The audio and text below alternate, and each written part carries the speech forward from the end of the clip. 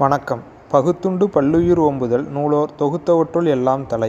நண்பர்களே, நாம் எல்லோரும் அறிவு நிறைந்தவர்களாக இருக்கிறோம் என்பதில் மாற்றுக் கருத்திற்கு இடமேதுமில்லை. ஆனால் அந்த அறிவு செல்லும் பாதையானது ஐயத்தையும் அச்சத்தையும் உண்டாக்குவதாக அமைகின்றது.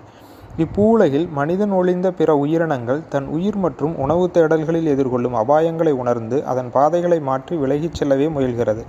ஆனால் மனிதன் மட்டுமே உயிர் மற்றும் உணவுக்கு அபாயம் என தெரிந்தும் உணராமல் அதனோடே பயணித்து உணவால் அமையும் கேடு உயிரையும் உடலையும் கெடுக்கிறது.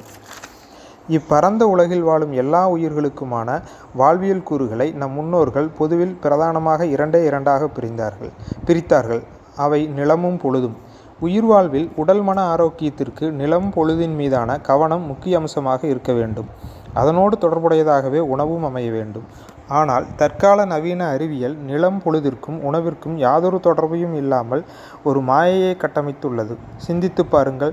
உலகளாவிய சிந்தனைகள் மேலோங்கியுள்ள அறிவார்ந்த சமகால சமூகத்தில் குமரி முதல் இமயம் வரை உள்ள உணவுகளும் மேற்கு நாட்டு உணவுகளும் எங்கும் பரவலாக்கப்பட்டுள்ளது.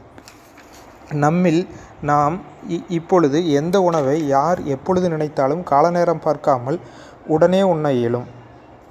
இதில் நிலம் பொழுது பற்றிய கவனிப்பு இருக்க வாய்ப்பில்லை. அது சார்ந்த உடல் மன ஆரோக்கியம் எப்படி இருக்கும் என்பதற்கான தெளிவான சிந்தனைகளையும் கருத்துக்களையும் அறிய ஈரிலான் இயல் வாழ்வக வலைதளத்தை பார்க்கவும்.